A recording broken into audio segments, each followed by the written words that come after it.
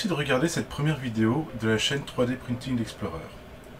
L'objectif de cette chaîne est de vous expliquer tout ce qui tourne autour de l'impression 3D, ses innovations, du DIY, du scan 3D. Nous allons donc, au cours de ces différentes vidéos, découvrir tout ce qui tourne autour de l'impression 3D, de la base jusqu'aux techniques les plus évoluées. Mais aujourd'hui, on va démarrer de zéro. On va commencer de la base pour que vous puissiez déjà vous sentir à l'aise. Donc, pas de mots techniques, pas de mots barbares, on va y aller pas à pas afin que vous puissiez imprimer vos propres modèles de manière facile et rapide. Mais tout d'abord, pour ceux qui n'en auraient jamais entendu parler, qu'est-ce que l'impression 3D?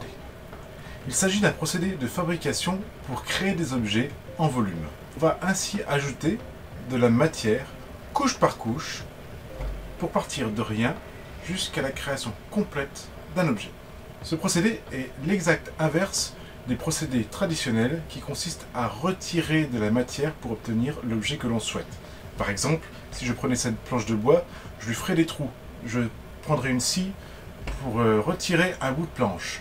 Dans le cas de l'impression 3D, nous allons partir de rien du tout et nous allons créer un objet complet à partir d'une simple bobine de filament. Le nom réel de l'impression 3D, c'est la fabrication additive. Le premier brevet a été déposé le 16 juillet 1984 par 3 Français, Jean-Claude André, Olivier de Witt et Alain Le Méoté. Ils ont déposé ce brevet seulement 3 semaines avant un Américain qui travaillait lui aussi sur le procédé de fabrication couche par couche, que j'ai nommé Charles W. Hull, qui a ensuite créé son entreprise nommée 3D Systems. C'est également lui qui a mis au point le format de fichier que l'on connaît aujourd'hui sous le nom de STL, pour stéréolithographie. Bon, assez parlé d'histoire, maintenant passons à la pratique. L'impression 3D, ça se déroule en 4 étapes principales. La première, il faut soit créer un fichier 3D, soit il faut le récupérer sur Internet. Il y a plein de plateformes qui existent pour ça, on va en parler juste après. La seconde étape, il va falloir découper ou slicer le fichier 3D récupéré. La troisième étape, il va falloir imprimer l'objet à proprement parler, enfin avec l'imprimante. Et la quatrième étape, la dernière, lorsque votre objet sera imprimé, il faudra probablement le post-traiter. Alors, pour imprimer en 3D, de quoi va-t-on avoir besoin? Eh bien, pour commencer, pour récupérer notamment les fichiers 3D sur Internet ou pour en créer, il va nous falloir un ordinateur.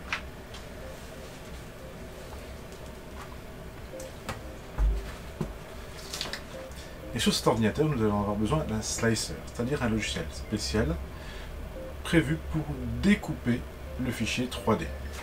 Ici, par exemple, j'ai affiché le logiciel Simplify 3D. Ensuite, nous allons avoir besoin d'une imprimante 3D pour pouvoir fabriquer notre objet. En voici une, très simple, sur laquelle nous allons avoir 3 axes, X, Y, et la tête qui se déplace de haut en bas, ce sera l'axe Z qui va nous permettre de monter au fur et à mesure que les couches vont s'empiler. Enfin, nous aurons bien sûr également besoin d'une bobine de filament, du PLA, car c'est un filament qui est très simple à utiliser pour commencer. Passons maintenant à une petite séquence sur laquelle je vous montre comment récupérer un fichier 3D STL sur Internet, ou alors comment extraire ce fameux fichier STL depuis un logiciel de dessin en 3 dimensions. Bien sûr, je place tous les liens de ces logiciels dans la description de cette vidéo, comme ça vous pourriez y accéder facilement. Parmi les sites proposant des fichiers destinés à l'impression 3D les plus connus, on trouve l'incontournable Thingiverse. Il s'agit du plus gros site proposant des fichiers 3D. On y trouve absolument toutes sortes d'objets, de l'objet déco jusqu'au bricolage et à la joaillerie. Vous pourrez y trouver également des objets imprimés permettant de tester et mettre à l'épreuve votre imprimante 3D. Le second site bien connu est le site cult3d.com. On y trouve également énormément d'objets comme Thingiverse, simplement certains sont payants. Personnellement, j'apprécie Cult3D pour sa facilité de navigation. Je trouve que le site est plus intuitif que Thingiverse. Notez qu'il sera nécessaire de créer un compte si vous souhaitez télécharger des modèles 3D depuis ce site. Le dernier site que je souhaite vous présenter est Happy 3D. C'est un site de l'enseigne Boulanger qui met à disposition des modèles 3D pour pouvoir imprimer des pièces de rechange pour ses appareils électroménagers. Comme indiqué, Je vais réaliser cette démonstration maintenant à partir d'une pièce que j'ai moi-même dessinée, parce que j'aime bien d'abord pouvoir vous montrer les pièces que j'ai réalisées moi-même, mais aussi parce que j'aime bien imprimer des pièces dont j'ai besoin. Et en plus, ça va me permettre à la fin de cette vidéo de vous montrer une étape de post-traitement avec l'application de la peinture sur du PLA. Je vais donc vous montrer comment imprimer un cache qui se place autour d'un tuyau de VMC. C'est une pièce qui sera facile à imprimer et qui ne nécessite pas de conditions particulières comme des supports ou encore d'autres contraintes qui donneraient beaucoup de travail à la fin ou qui compliqueraient l'impression elle-même. À séparer des autres sites. Pour cet exemple, j'ai prévu d'imprimer une pièce que j'ai dessinée moi-même sous Fusion 360. Il s'agit d'un cache mural pour un passage de gaine de VMC. Une fois que le modèle me convient, je n'ai plus qu'à enregistrer le fichier. Ensuite, je vais exporter le modèle au format STL. C'est ce fichier-là que je pourrais mettre en entrée de mon logiciel de découpage ou Slicer. Pour le Slice, j'ouvre Simplify 3D, utilisé pour le découpage, et je vais aller ouvrir ma boîte de dialogue pour importer un nouveau modèle en cliquant sur le bouton Importer. Je vais aller chercher le modèle 3D au format STL que j'ai extrait précédemment. Lorsque le modèle est chargé sur le plateau, il faut encore que je le place correctement. Je double-clique sur le modèle et dans la partie droite, je vais aller lui appliquer une rotation sur l'axe des X de 90 degrés. Le modèle est dans la bonne position, mais il se retrouve en dessous du plateau. Je vais cliquer sur Centrage et arrangement à gauche pour que le modèle se replace correctement, posé à la surface et au centre du plateau. Maintenant, je vais aller modifier mon process pour imprimer correctement ma pièce. Je vais donner le nom de PLA au process parce qu'il m'arrive d'imprimer d'autres matières. Je sélectionne le bon profil d'imprimante, puisque j'en ai deux. Je vais sélectionner la Prusa MK3. Vous pouvez voir par exemple que j'imprime également de l'ABS ou du PETG. Je vais sélectionner ensuite l'épaisseur de couche pour l'impression. Cette épaisseur a un impact sur la qualité et la vitesse d'impression. Si je prends 0,2 mm ou 0,3, l'impression va être plutôt rapide, mais on verra nettement les couches. Si je prends 0,1 mm, j'aurai une bonne qualité. Si l'objet n'est pas décoratif, je vous recommande d'imprimer plutôt en 0,2, ce sera plus rapide. Il ne me reste plus qu'à insérer la carte SD de l'imprimante dans l'ordinateur et de cliquer sur sauvegarder les chemins de l'outil pour enregistrer le fichier vers la carte SD. Pensez à lui donner un nom explicite, surtout si vous avez une imprimante qui vous permet de sélectionner le fichier directement depuis le panneau de contrôle. Au début du nom de fichier, je mets systématiquement le type d'imprimante ainsi que le type de matériau que j'imprime. Ainsi, sur l'imprimante, je pourrais directement sélectionner le bon fichier en fonction du matériau que je compte utiliser sans devoir retourner sur mon ordinateur. J'insère maintenant la carte SD dans le panneau de contrôle de l'imprimante. Puis, j'allume l'imprimante. Lorsque l'imprimante démarre, elle charge la liste des fichiers contenus sur la carte SD. Au passage, j'ai nettoyé le plateau de l'imprimante avec de l'isopropanol. Ceci permet d'améliorer grandement l'accroche de l'impression au plateau. Cela diminue le risque que la pièce se décolle du plateau en cours d'impression. Dès que le chargement est terminé, je vais dans le menu de sélection de fichier, je sélectionne mon fichier et je valide.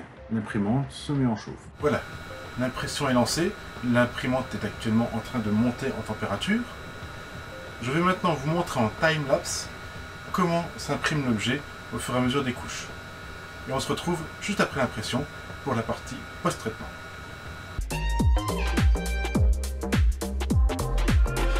Voilà, mon impression est finie. Je vais maintenant la retirer du plateau. Pour ce faire, sur ce modèle, je dispose d'une imprimante avec un plateau amovible. Donc je retire le plateau de l'imprimante.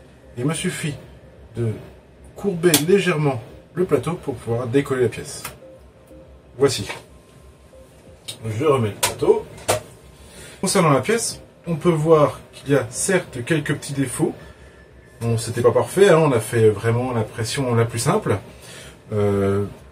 Toutefois, ce sont beaucoup des défauts que je pourrais post-traiter, par exemple par ponçage. Comme vous pouvez le voir, j'ai imprimé cette pièce en rouge, parce que j'avais du filament rouge à ma disposition.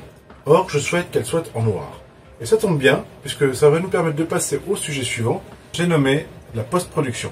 Pour peindre une pièce en PLA, inutile de se précipiter en utilisant directement de l'acrylique, de la glycéro ou même une peinture à l'aérographe suivie d'un vernis.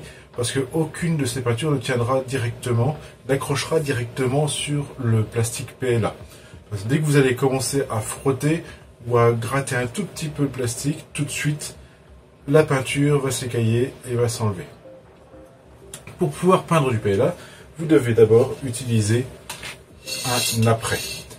Alors moi ici j'ai utilisé un apprêt Noroto parce que je l'avais déjà en stock. Si vous souhaitez savoir lequel vous devez prendre, je vous mets un lien dans la description de cette vidéo. Un apprêt pour plastique va vous permettre de faire une première couche qui va permettre à la peinture d'adhérer ensuite à la pièce.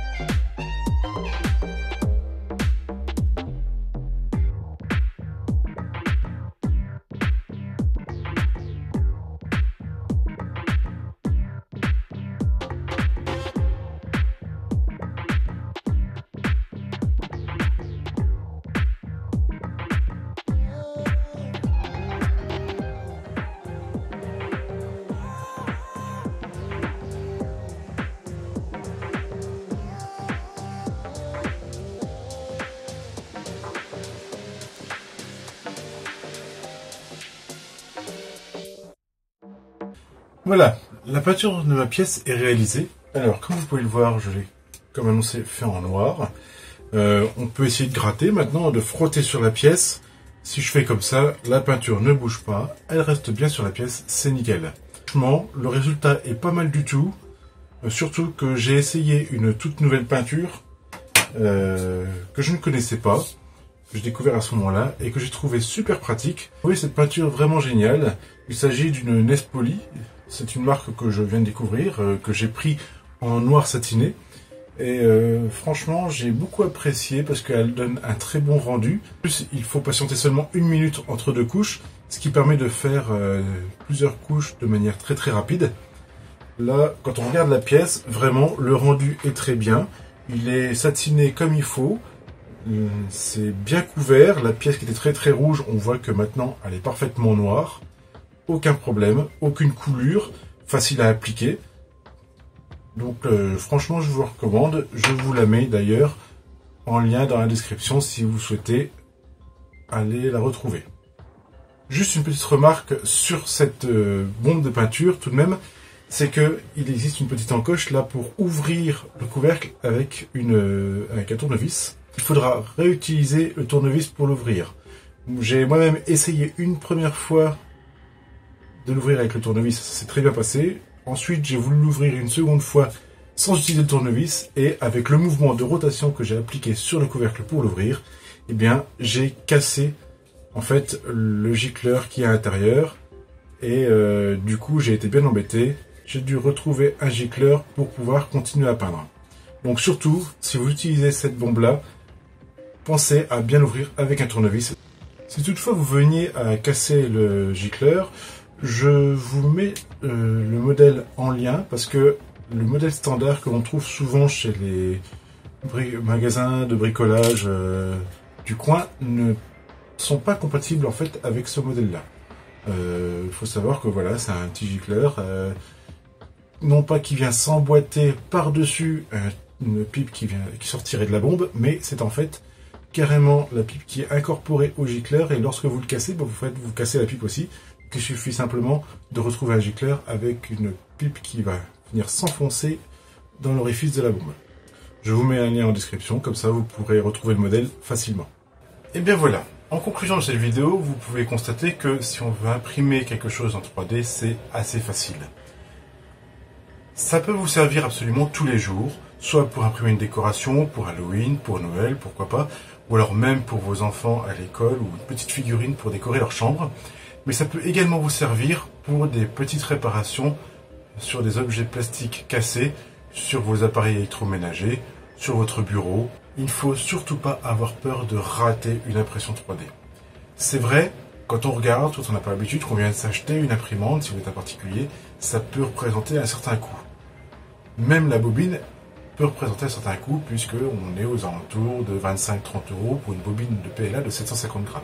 Mais il faut savoir que pour une bobine de PLA, on peut imprimer beaucoup, parce qu'on peut faire des pièces vides, ce qui va faire que vous allez utiliser finalement assez peu de filaments pour imprimer une pièce. Cette vidéo touche à sa fin, je vous remercie de l'avoir regardée. N'hésitez pas à me déposer vos commentaires, si vous avez des questions, posez-les également, j'y répondrai avec plaisir. Si vous avez aimé cette vidéo, s'il vous plaît, laissez-moi un petit pouce en l'air, un pouce bleu comme on dit souvent. Si vous souhaitez être informé et ne pas manquer mes futures vidéos, n'hésitez pas à cliquer sur la petite cloche en bas à droite pour vous abonner. Merci et au revoir.